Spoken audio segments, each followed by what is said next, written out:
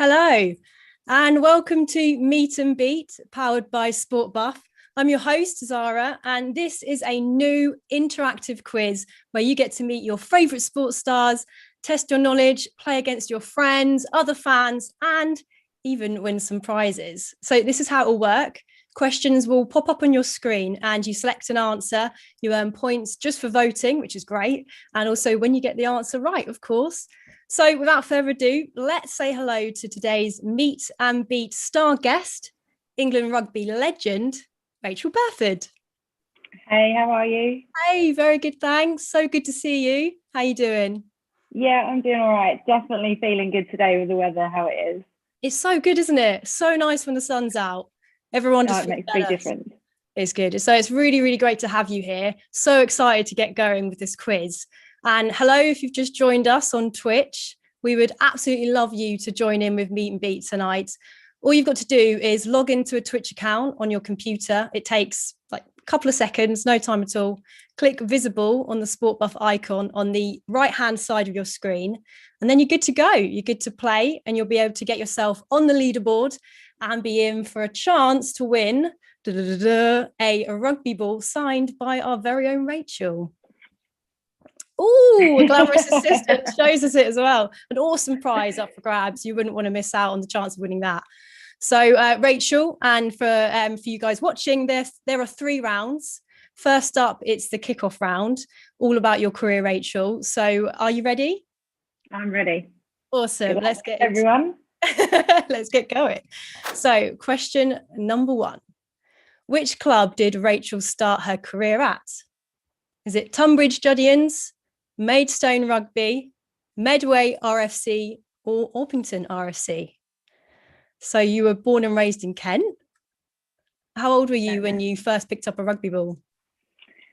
Oh, probably 0. I was always at the rugby club with my mum and dad and my sister, but I first started playing the game when I was 6 years old, officially.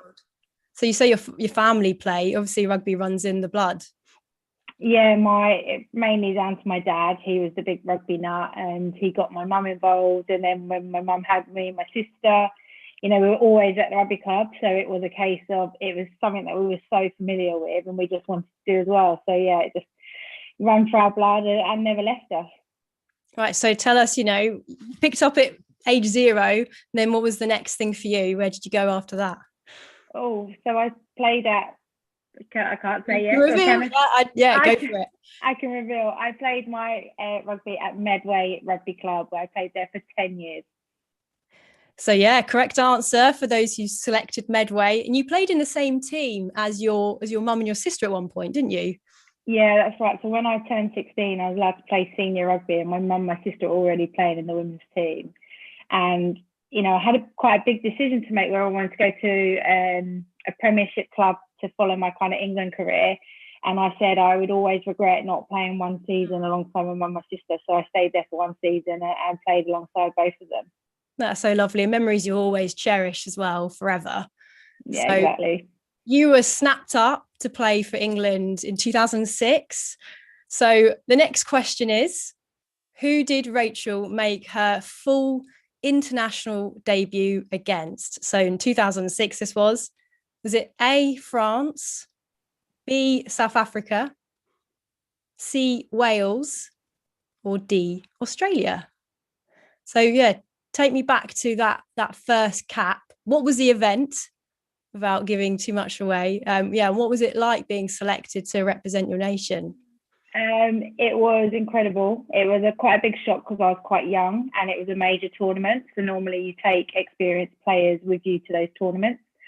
And I remember my first game, I just was so excited, but so nervous, like never have felt these kind of nerves before. And I remember just walking out of the changing room and we were heading towards the pitch, and the forwards coach didn't really say much to the backs back then. And he just pulled me aside and he gave me a couple of really, really nice words about, how I progressed to get where I am and to believe in myself. But it just gave me what I needed.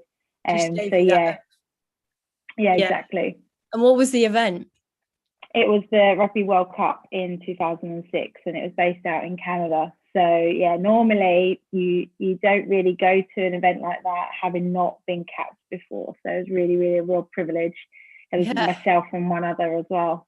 Yeah, talking about stepping up to the world stage on your for your first cap. Yeah, what's that honor like? That pride for being selected. What was that feeling like? It's overwhelming because it's something that you always hope you're gonna get, and then when you finally arrive at it, you just can't believe it. You're so elated. I remember when I first got the call up, all I wanted to do was call my dad and let him know, because you're not the only one who's made lots of sacrifices. If anything, your family and friends have probably done more for you than you've done for yourself over that time. So the opportunity to phone them, but the coach literally phoned me up, and he's Australian at the time, and he was just chatting away for ages, telling me about, you're going to go to the World Cup and you picked everything. And I was like, can you get off the phone to me? I want to call my mum, my dad. And he was just chatting away for about a good half an hour. I was like, oh my God, I don't even know what we spoke about, because all I cared about was trying to get hold of my dad. Yeah, just want to put that in a WhatsApp. Just send me the details. I don't think WhatsApp existed back then. No, it might not have been actually, but well, they must have all been so proud watching you at home. And if you selected South Africa as your answer, thumbs up. Awesome. What would you tell Rachael then, for everything you know now? What would you tell that 2006 Rachael? Oh God, that's quite a big question. I'd probably just to say, relax and enjoy it. I think you get so caught up in all the process and doing everything right, and you do want to be part of that, but you also want to make sure that you can sit back and really enjoy it as well. And I think probably in that first year, I was so nervous about things because it was a surprise to be in that environment, and I was in awe of all these players around me. I probably forgot to enjoy it that little bit more. Yeah, it's one of those things, isn't it? A lot of athletes say that they sometimes, you're so focused that it's always remembering to enjoy it. That's what you're doing it for. That's why you play. That's why you love it. Question number 3: how many Rugby World Cups has Rachael played in? A, 6, B, 5, 3, C, 3, and D, 1. So we know it was 2006. Was it just 2006, or have there been more? That is the question. Who was your sporting hero growing up, Rachael? Probably in a rugby context, it was somebody called Mickey Skinner. And just to give everybody some context about this person, he used to play flanker, and he used to be called Mick the Manch, and he used to have this big mullet.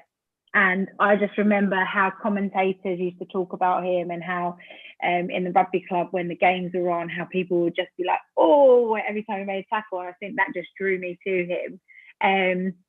So probably Mickey Skinner. But then I think female-wise, I very vividly remember Sally Gunnell, and watching her at the Olympics and watching her win was something that I kind of just gravitated towards. Yeah, she's an amazing athlete. And also going back to Mickey Skinner, he used to play for Harlequins as well. And as you do now as captain, how are you? How are Harlequins faring at the moment? Yeah, we're doing really, really well. We're sitting second in the league at the moment, and we just drew against top of the league at the weekend. I've not been involved in the last few games due to an injury, but yeah, all things considered with COVID, we have to do things slightly different. And we actually have played some adapted rules this season as well. But at the moment, we're in a really good spot. We've got semi-finals coming up in a couple of weeks' time. And then, it's, the gloves are off, then it's an opportunity to get into a final. Yeah, exciting. Big year for women's rugby. We'll discuss that in greater length as we go through our quiz. Going back to the answer, if you selected 6, then you've got the points there. So well done. I thought that might have been a bit of a tricky one, because talk me through it. You won 4 Rugby World Cups for 15s. So go through those first for me. Yeah, so I obviously went to 2006 Rugby World Cup. That was my first one. Then I was selected in 2010 for the World Cup, which was actually held in England. Then we went to France in 2014, and then also 2017 we went to Ireland. But during all of my 15s career, I've also played sevens, and I went to the 2009 Sevens World Cup in Dubai, and I also went to the 2013 World Cup in Russia. So that's how you get to the amount of 6. Yeah. Talk about, I'd be proud of just 1, but 6 is pretty amazing.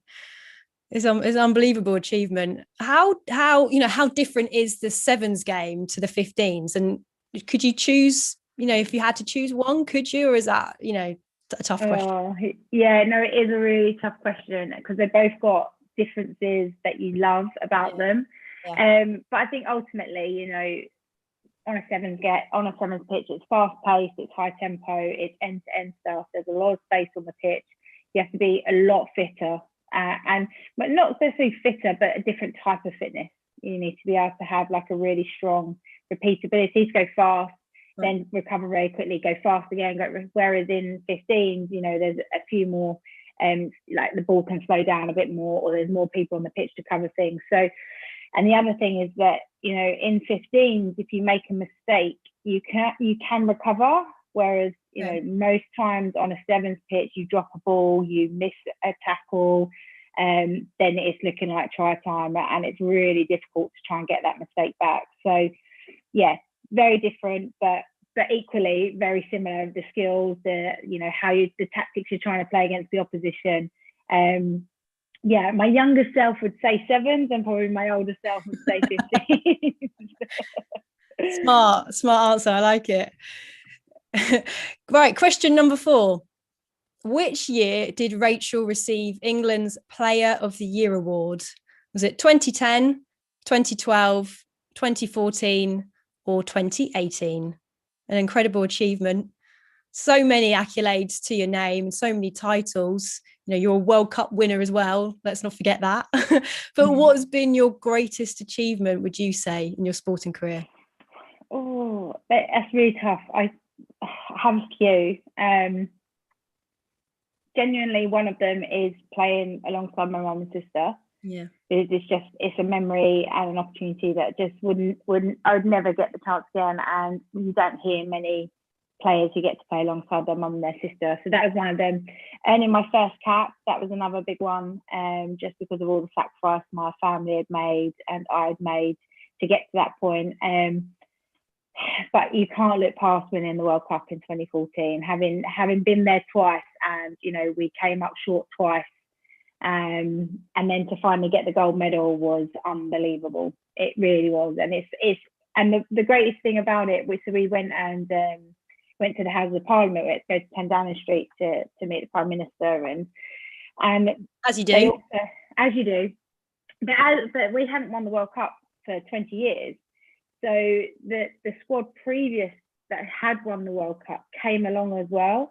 And I remember so clearly, Jill Burns, who was part of that winning World Cup squad in 1994, she said, "You know what, this is something that nobody can ever take away from you, and it will stay for you for the rest of your life." And none of us really thought about it like that. And now you can completely understand that. Now you've moved on from those moments. Yeah. That now it's 2021, but I'm a world champion from 2014, and that's something that group will always have something in common and something to cherish.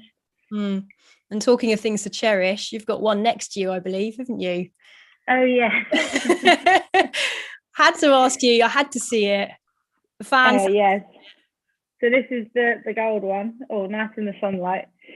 Beautiful. Yeah, it just lives in the drawer though. It doesn't live anywhere special. Just in the bottom drawer, and it has like you see the 2014 stunner France. Good place to win it as well in France. Yeah, definitely an amazing achievement. You won it in 2014. And if you selected 2014 as your year that Rachael received the England's Player of the Year award, then you would be right. It was 2014 as well. 2014 is the year of that question. It was a good year. It was, yeah, I'd say so. Right, next up, the Grand Slam round, all about the Women's Six Nations, which is coming up. How excited are you for the event? And what are your thoughts about the new reduced format as well, Rachael? Yes, I'm really excited about the event. Six Nations is one of the most incredible tournaments. It's the second highest tournament in the world, up bar the World Cup. So they're really, really excited, and all the girls are up at Doncaster now. Really looking forward to it. In terms of the shortened format, I think it's right because of where we are with COVID. However, I would want to see the old format come back where everybody gets to play against everybody. Mm-hmm. The only thing I might want to see is maybe, a little final at the end of having played everyone, and then 1 versus 2 again, and you get another shot at the end of the tournament. But yeah, really looking forward to it kicking off this weekend. England versus Scotland. It's going to be epic. Yeah, it's going to be a big one. Right, let's get into the next question then. Rachael is a 6-time Grand Slam champion. Yes or no? You've featured in, 8 or 9 Six Nation tournaments for England? You're testing me now. One of them too, yeah. Yeah, I mean, pretty impressive. Yeah. How much? Yeah, count on your fingers. That's what I usually do. How much has the women's game grown since you started playing, since your first Six Nations? Oh, dramatically. Like, without any question. I remember my first Six Nations, I just got back from the World Cup, and we were at a rugby club which had maybe 30 seats, and now it sells out at Sandy Park, at Harlequins, the Stoop, 12, 15,000. Women, so many people are watching now online. Audiences are huge. The investment, honestly, they're worlds apart. They're absolute worlds apart. I think everybody was in the crowd back when I first did my first Six Nations in 2007. I think it was just our mums and our dads, and maybe your brother or your sister, if you got on well with them, were in the crowd. Whereas now we have genuine fans. People want to grow up and be like the girls who are like the Red Roses and cherish that. And I think it's an incredible step where we've come from. Yeah, it's so good to see the hype as well now, isn't there? And seeing all the young girls inspired, and you're a big part as well of that. You've done amazing things in lockdown, haven't you, with the Girls Rugby Club? If you want to talk me through that, and tell us what that's been like. Yeah, so if anybody doesn't know, the Girls Rugby Club, it's like, at the moment it's a bit of an online platform because of COVID, but we have got our Easter camps up and coming. But it's about creating opportunities for young girls to get into the game and experience. The game has given me literally so much, and I would not be anywhere near where I am today and the opportunities I've had if I didn't play rugby. And I just want other people to experience that and see what a sport can do for you. And that's basically the essence of what the Girls Rugby Club is. And COVID has actually allowed us to reach out to more people and do lots of stuff online. So we're in a really good spot at the moment, but I can't wait to get out the pitch with the girls literally next week it is. Good to hear. And going back to that question number 5, the answer was yes, Rachael is a 6-time Grand Slam champion. I wouldn't expect anything less. Question number 6. So, Rachael played a key role, didn't you, Rachael, in securing the title at the 2019 edition of the Six Nations. So the question is, who did England defeat at Twickenham to confirm the Six Nations title? Was it Wales? Sorry. I was going to say, I had to check this because I can't remember. Well, if only you could play as well. Was it Wales, Ireland, Italy, or Scotland? They're playing against you as well, Rachael. They're testing your knowledge. I had to get the shirts out because we had our shirts engraved for that. So I had to get that out just to double check it again. Oh, that's brilliant. Well, 2020 was a big year, wasn't it? Because England defended the Six Nations title. Can they make it 3 in a row? Can they make it a hat trick, do you think? Yeah, they definitely can. Look, we're still in that place at the moment where it's probably between England and France. Mm-hmm. And I think this is a nice way for a competition to end, because often that fixture is often first up or the second week, and then everyone's kind of like, oh, right, well, if England beat France, then they've won it. If France beat England, then they've won it. So it does feel for a lot more excitement. But they have the talent to win it, absolutely. But, you know, pressure happens on the day, and sometimes you don't get the 50-50 calls, and it goes the other way. So, yeah, it's going to be an exciting one for sure. What matchup are you most excited about at the 2021 edition? All the games. I genuinely love watching all the battles go out. You know, between England and Italy, Italy have always been our nemesis. Like, they're always just like that banana skin. They're just so crazy. That's how we try and talk about it. And every time we do analysis on them, when we play against them, they do something completely different. So it's always one of those that could be a real banana skin for you. So looking forward to that one. But I have to say that it is the England-France one that I'm really, really looking forward to the most. Yeah. Well, the correct answer to question 6 was Scotland. Isn't that right, Rachel? After your prep. And as you rightly said, England are set to face Scotland in the opening game very, very soon. So yeah, check out that game. Right, question number 7. At the 2020 edition of the Six Nations Championship, which England player was the top point scorer? Was it Jessica Breach, Emily Scarrett, Sarah Hunter, or Victoria Fleetwood? 4 incredible players that you... I hope you know the answer. I do, don't you worry. But yeah, 4 incredible players. I think I know. Are there any red roses to keep a particular eye on at the 2021 Six Nations, Rachel? Ellie Kildunn, she's fullback for England and for Wasp Ladies, and she's really, really coming into her own. She stepped across from 7, so we hadn't actually seen much of her. So it's really great to see her get an opportunity.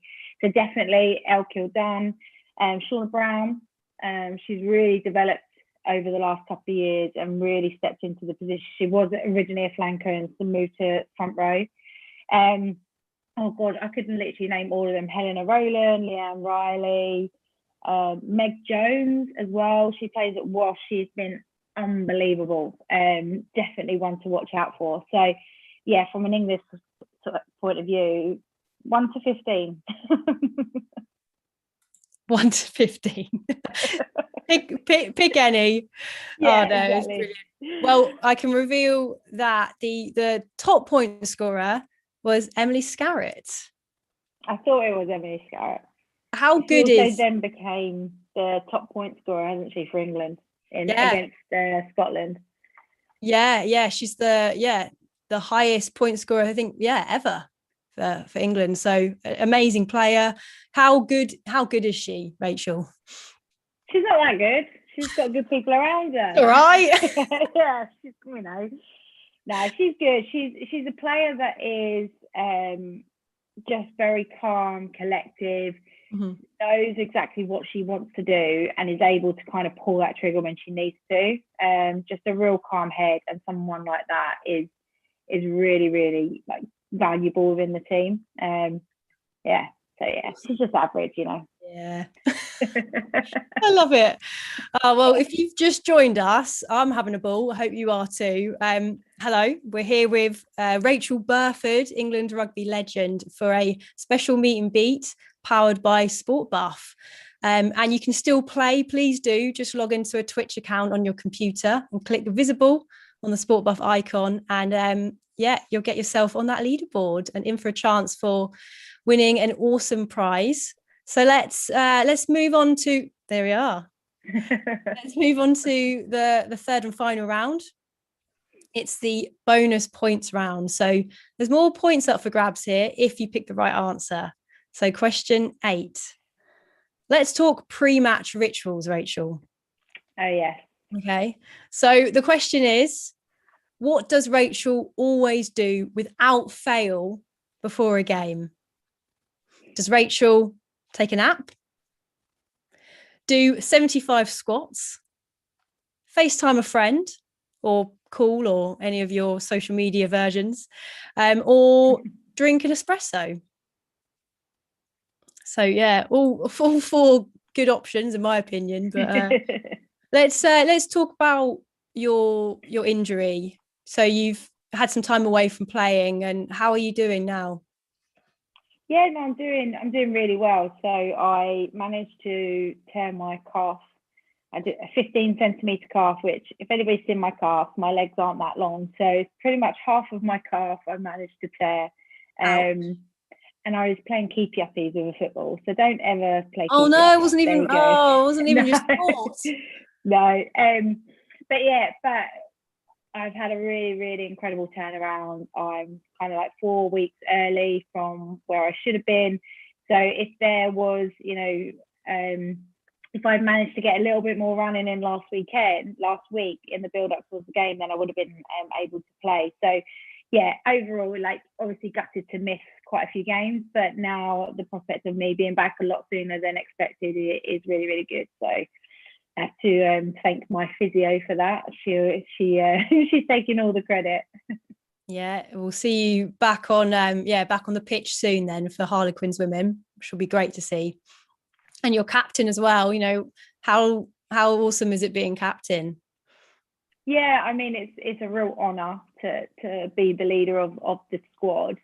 But it comes with like great responsibility as well, and it is tough at times, but we've got a leadership group, so the likes of Abby Ward, who will feature this weekend, I'm sure, in the England side, Leanne Riley, Vic Cornborough. There's so many players within that I can lean on and I can ask for support, and vice versa. That it does. I know everyone says it, like, it makes things easy leading on the pitch, but it genuinely does. When there's tough decisions to be made, I know that I've got people, that will just back what I think, or if I'm not sure, I've got somebody right there to support me as well.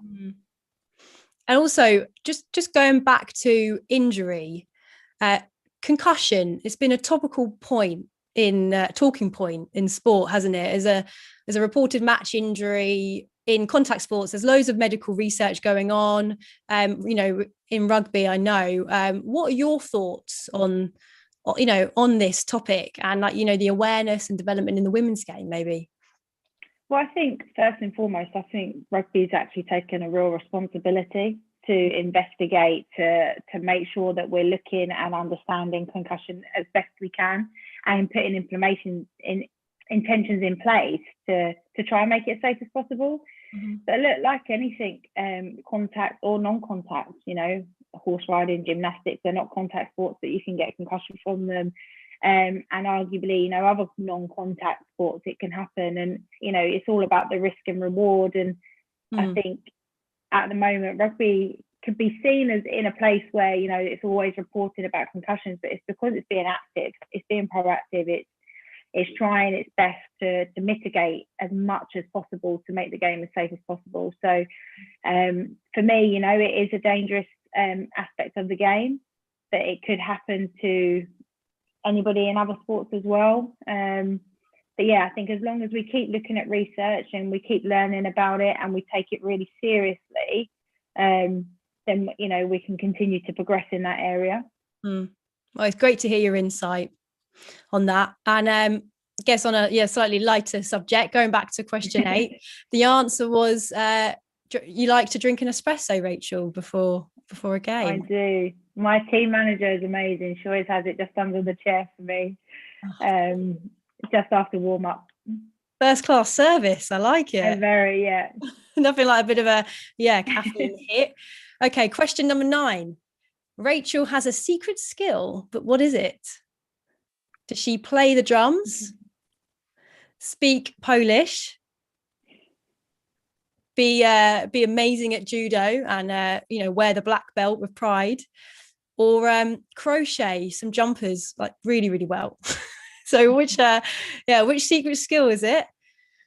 And Rachel, wow, you're such a busy woman and athlete, keeping young girls active during lockdown, obviously captain for Harlequins women, and congratulations as well on your most recent appointment as the head of women's rugby at the International Rugby Players Association.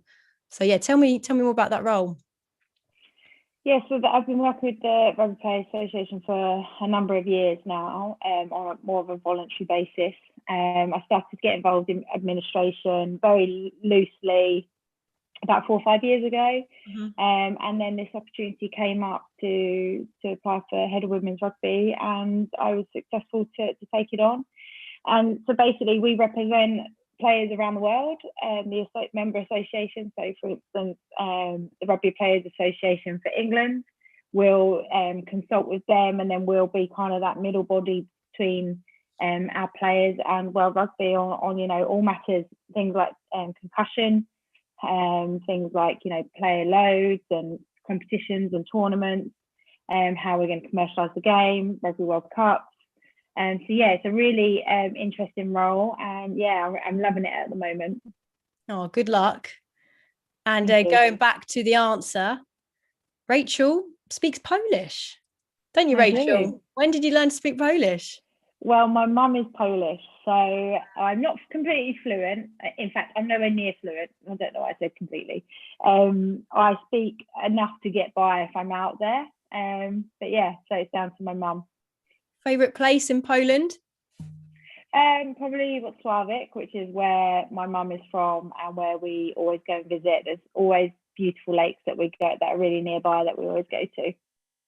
That's awesome. Yeah, I know. I've been to Poland a couple of times. I love it. Okay, question number 10. What food does Rachel love the most? Is it chicken, salad, pizza, or ice cream? Making me hungry now. To be fair, I like all of them. Yeah, they're all, yeah. You had to pick. Yeah, you know, win points for all of them, which you actually do. So, yeah, what do you like to do to relax when you're not doing all your thousands of jobs? I was just looking for my 2 dogs. I've got 2 dogs that we always go walking in the woods with. So yeah, just trying to switch off, leave technology at the door, do some reading, podcasting. I always want to keep trying to learn. So wherever I'm not doing something, I end up doing something. But that's good for me. Like, some people like to literally do nothing, but that makes me more agitated than relaxed. So yeah, but like when the weather's good, just kind of go for nice walks or go down to the beach, just really chill out. Yeah. I mean, we've all been doing thousands of walks, haven't we? But it's good. It's really good to get out and, yeah, like you say, get some fresh air. So let's reveal your correct answer, even though they're all correct. No, but you know, the answer you picked, which is chicken.